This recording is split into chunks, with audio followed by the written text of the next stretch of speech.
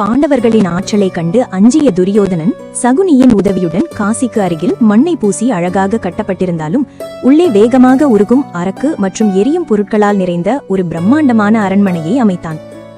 இதுவே பாண்டவர்களுக்கான மரண வலையாக இருந்தது. பாண்டவர்களை வழியனுப்ப வந்த விதுரர் கௌரவ ஒற்றர்களின் கண்களில் மண்ணை தூவி யுதிஷ்டிரனிடம் பழங்குடியினர் மொழியில் ரகசியமாக எச்சரித்தார். நெருப்பு மிக அபாயகரமானது. ஒரு எலி போல நீயும் தயாராக இருக்க வேண்டும். உனக்கு உதவியாக சுரங்கம் அமைப்பதில் தேர்ந்த தமிழனான கணகனை அனுப்புகிறேன் என்று கூறி அவர்களை பாதுகாத்தார்.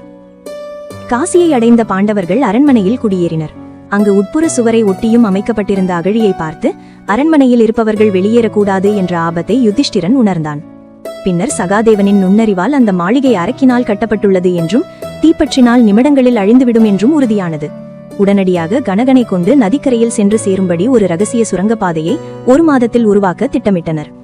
இந்த 1 மாத காலத்தில் பாண்டவர்கள் எல்லாம் சாதாரணமாக இருப்பது போலவும் ஆனந்தமாக இருப்பது போலவும் நாடகமாடி துரியோதனனின் ஒற்றனான காவலாளியின் கவனத்தை திசை திருப்பினார்கள். இறுதியாக ஒரு பௌர்ணமி இரவன்று நிஷாடா எனும் பழங்குடியின பெண்ணுக்கும் அவரது 5 மகன்களுக்கும் கௌரவ ஒற்றனுக்கும் விருந்தளித்து உறங்கச் செய்தாள் குந்தி. அவர்கள் உறங்கியதும் சுரங்கப்பாதை வழியாக தப்பிய குந்தியும் பாண்டவர்களும் அரண்மனைக்கு தீமூட்டினர். குந்தியின் உரைய வைக்கும் கணக்கு என்னவென்றால் 6 சடலங்களை பார்த்தால்தான் கௌரவர்கள் பாண்டவர்கள் இறந்துவிட்டதாக நம்பி தங்கள் வேட்டையை நிறுத்துவார்கள் என்பதுதான். அதனால் 6 சடலங்களை அங்கே விட்டுச் செல்ல வேண்டியிருந்தது. சுரங்கப்பாதை வழியே வந்த பாண்டவர்கள் ஏறிய படகில் துடுப்புகள் இல்லை. ஆனால் சில லிவர்களை இயக்கியதும் மிக மெல்லிய ரீங்கார ஒலியுடன் நதிநீரை கிழித்துக் கொண்டு படகு நகர துவங்கியது. இந்த மர்ம படகு அவர்களை அடர்ந்த கானகத்தை அடைவித்தது. பாண்டவர்கள் ரகசியமாக தப்பியது தெரியாமல் அரண்மனை எரிந்து சாம்பலானதைக் கண்டு மொத்த நகரமும் துக்கத்தில் ஆழ்ந்தது.